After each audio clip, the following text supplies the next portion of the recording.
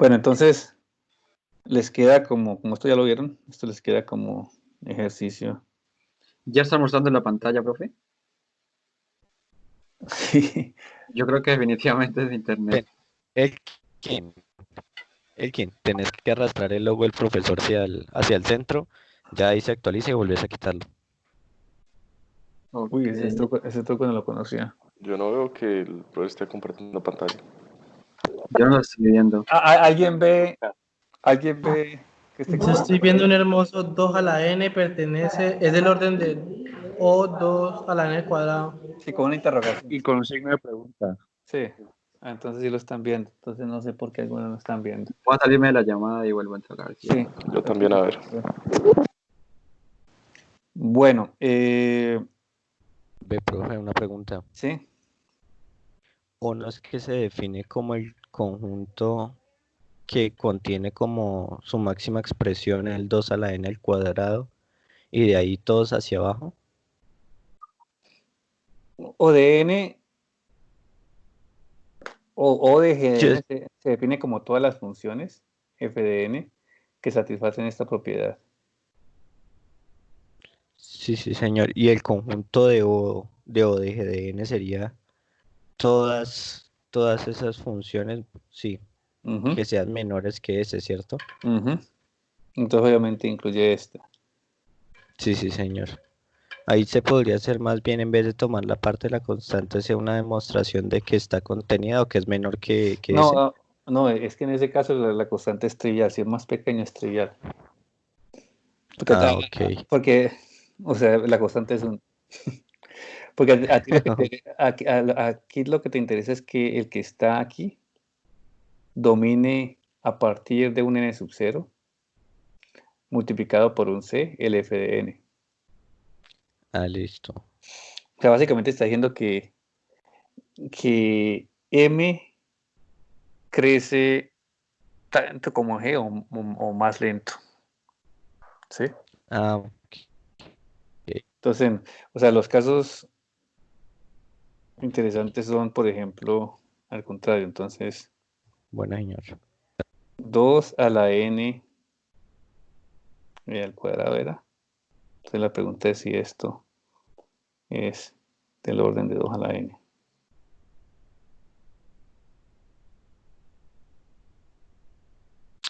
Bueno, hay otro ejercicio.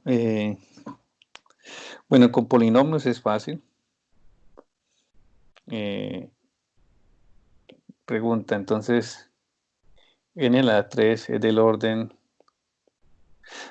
Yo escribo así porque yo veo este como un conjunto, pero a veces notacionalmente se escribe la igualdad para decir que es del orden de... Pero es un abuso de la notación, debería ser pertenece.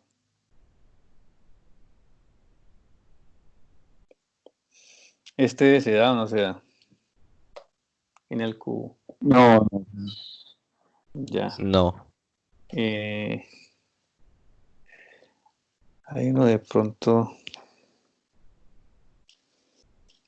más interesante. Pero en este momento se lo voy a mandar como una tarea. Listo, entonces yo estoy asumiendo que ustedes conocen esa noción de orden. Y con eso la idea es que las funciones que las voy a utilizar para, digamos, medir la complejidad de mi algoritmo son funciones que sean monotónicas. Y como las voy a medir en términos de orden, quiere decir que yo voy a ignorar las constantes. ¿Ya? Es decir, básicamente estoy diciendo que un algoritmo que me demore 100 n cuadrado pertenece al orden de n cuadrado. ¿Cierto? ¿Qué implicaciones tiene esto? Pues uno podría discutir bastante esto, porque, digamos, si es 100 multiplicado por n cuadrado, comparado con un algoritmo que sea de complejidad un medio por n cuadrado, pues digamos, se va a notar la diferencia. Así la diferencia sea un factor, pero es un factor bastante grande. La idea tal vez es que los computadores que tenemos ahora quizás sean unas 50 veces más rápidos que los que eran antes. Entonces, por eso es que las constantes no deben importar tanto. Pero si la constante es muy grande, pues digamos que eso está No, simplificando, simplificando de sobremanera esta noción. Como, Profe, no, ¿sí? imaginemos una constante tan grande como n, nos cambiaría directamente la noción. Pero ahí sí está difícil lo que acabo de decir, porque uno decir una constante tan grande como n no tiene, o sea, no es válido porque es que n no es una constante, ¿me entiendes? No, pero digamos, por ejemplo, tenemos un programa con que n sea igual a 1.000.000 y tenemos una constante, digamos, de 10 millones. Sí. Bueno, entonces ya sé lo que quieres decir. Lo que pasa es que en algoritmos uno está asumiendo un n para cualquier n. Entonces, si tú dices que la constante es 1.000.000, este n podría ser 20 billones. Pero tiene razón. O sea, la constante muy grande haría la diferencia. Lo que pasa es que tal vez en la práctica uno nunca tiene un algoritmo, yo nunca he visto un algoritmo que tenga una constante como 100, 200, 300. Entonces, digamos que esa suposición se molesta para algunos, pero es aceptada. Pero hay otro problema. El hecho es que, miren esta noción, a partir de un n sub 0, esto pasa, ¿cierto? Entonces, imagínense en esta función. N a la logaritmo en base 2 de n. ¿Ya?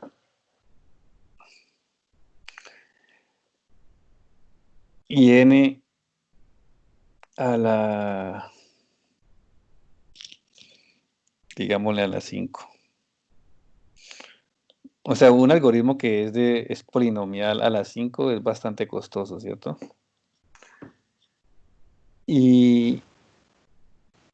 Pero pues uh-huh. en ese caso sería mayor el de la derecha. Uh-huh. Sí, exactamente.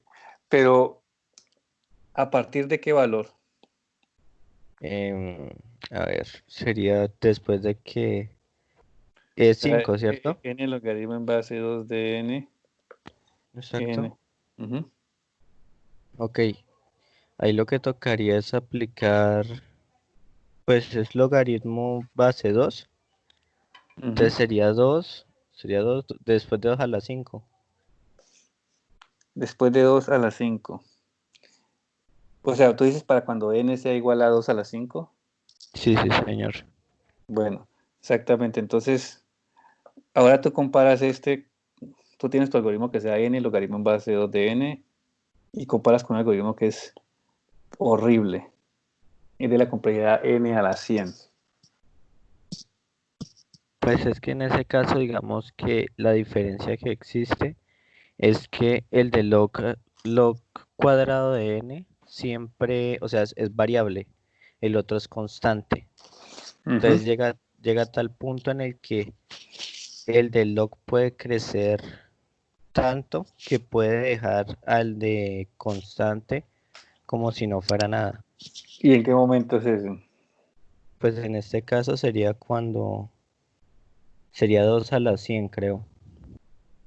Y Después de que n sea 2 a la 100. Pues en ese caso es raro que ocurra, pero pues n pero, log sobre eso sería mayor. pero sí, sí, sí, exactamente, pero sí ves entonces allí el problema pragmático que hay. O sea, n a la 100, o sea, 100 a la 100, digamos, o 2 a la 100, son números mucho más grandes que el número de partículas de la Tierra y creo que hasta del universo. Pero sin embargo, según la teoría de complejidad, este es peor. Sí, sí, señor. Entonces, esas suposiciones que estamos haciendo, pues tienen sus controversias. Pero en general digamos, estos casos no van a pasar. Esta función es bien especial, ¿no? Porque no es exponencial. N a la log en base 2 de n no es exponencial, pero tampoco es polinomial. Si hay que saber por qué no es polinomial, ¿cierto? Pues obvio, porque esto no es una constante. Pero entonces, ¿cómo se representa eso? No, se llama es subexponencial. ¿Subexponencial? Como por debajo. Porque Ok. uno dice que algo es exponencial si es de la forma, pues, digamos, elevado a un polinomio, ¿ya? Entonces, y este no alcanza a ser un polinomio. Logaritmo en base 2 de n. Bueno, pero digamos que aparte de eso, las funciones que uno trabaja aquí son siempre monotónicas. Monotónicas significa lo siguiente. ¿Ustedes saben que una función monotónica? Que crece con respecto a que su entrada crece. Siempre es mayor o igual. N mayor o igual que n' implica que f de n mayor o igual que f de n'. ¿Esto qué quiere decir? Que entre más grande la entrada, más tiempo si la entrada del algoritmo es el tamaño de la entrada o es n, entonces entre más grande sea ese n, más grande me da la función. Que pues tiene sentido, pero no siempre es así, ¿no? O sea, si ustedes van no sé, a saber si un grafo de tamaño n es cíclico, en el grafo de tamaño 100 se les debe demorar menos o lo mismo que en el grafo de tamaño 101. ¿Ya? Profe, ¿Sí?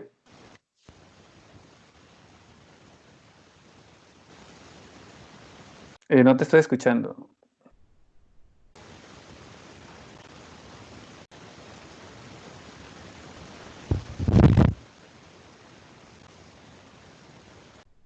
Alexander, no sé si hiciste una pregunta, pero no te escuché. Bueno, en todo caso, las funciones que estamos manejando son monotónicas y la complejidad la vamos a medir en términos de órdenes, ¿ya? Pero las constantes no nos van a importar. Bueno, entonces para mirar esto, miremos algunos problemas. hola, Pues, profe. sí. Que preguntaba por las funciones monotónicas, ¿qué serían? Una función es monotónica si siempre que n es mayor o igual que n', f de n es mayor o igual que fn'. ¿Ya? O sea que entre más grande la entrada, por ejemplo, tú lo ves fácilmente en esto, ¿cierto? Esta función sería monotónica. Esta f que está aquí. No. Exacto. Entonces, nosotros no permitimos funciones, no estamos hablando de funciones que tengan este comportamiento. Ni este comportamiento tampoco. Sería como... Serían las funciones tales que para cada valor de x solo hay para cada valor de y solo hay un valor de x y una función creciente. Para todo valor. No entendí esa parte. Para todo valor de. Monótona, es más monótona creciente. Sí, es monotónica. Así como está aquí en la definición, mírala. Lo que pasa es que cuando uno habla monotónica, generalmente asume pues que es creciente. Si uno quiere hablar de la decreciente, entonces uno le dice monotónica decreciente. Pero monotónica simplemente significa esto. O increasing. Ya.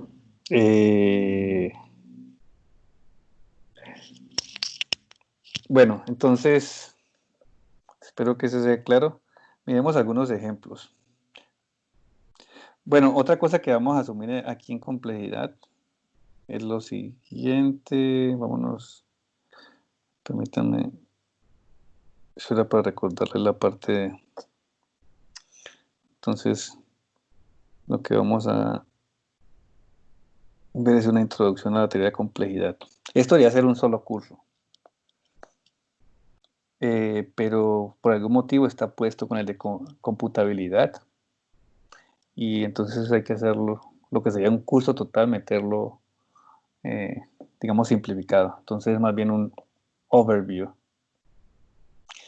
Bueno, lo bueno de esto es que está un poquito más sencillo que lo anterior, si le ponen cuidado. Empecemos con un ejemplo sencillo. Supongamos que tenemos la máquina de Turing y queremos reconocer el siguiente lenguaje. El lenguaje de la máquina, el lenguaje que nos interesa, es el conjunto de las cadenas S que pertenecen, digamos, solamente con unos, tal que, y el alfabeto solamente contiene unos para simplificarlo, tal que el tamaño de S es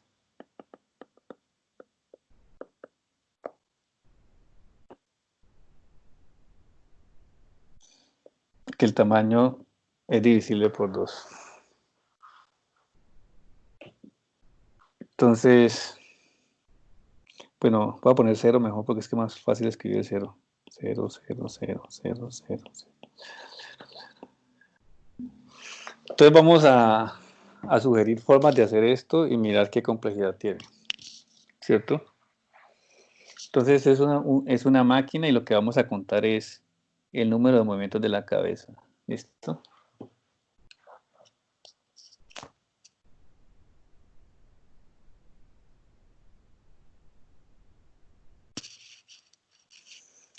¿Cómo pueden hacer eso de saber si el tamaño de una cadena de ceros es divisible por 2?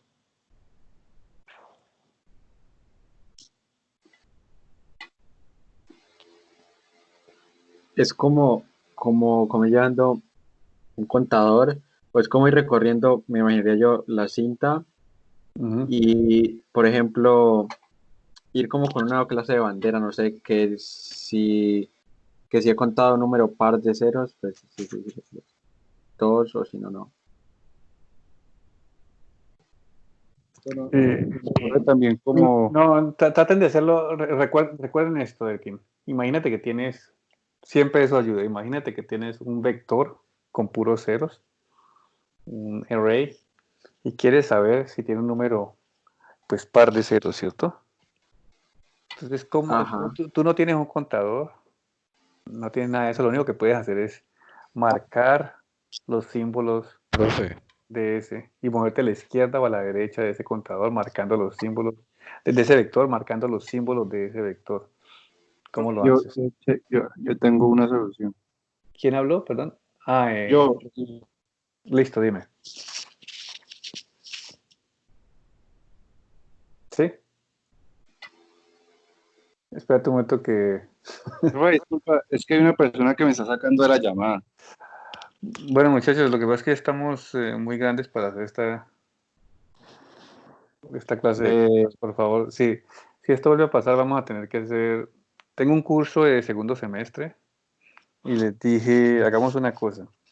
La persona que está haciendo eso me dice, listo, yo lo estoy haciendo y no va a pasar nada. Listo, y así me muestra que ustedes tienen la suficiente, no sé, noción de... O sea, estas clases son difíciles así por lo que está pasando en Colombia, entonces hay que poner seriedad a esto. Entonces, la próxima vez que esto vuelva a pasar, pues vamos a tener que preguntar quién lo está haciendo y no va a ningún proceso ni nada de esto. Y entonces lo que espero es que esa persona tenga la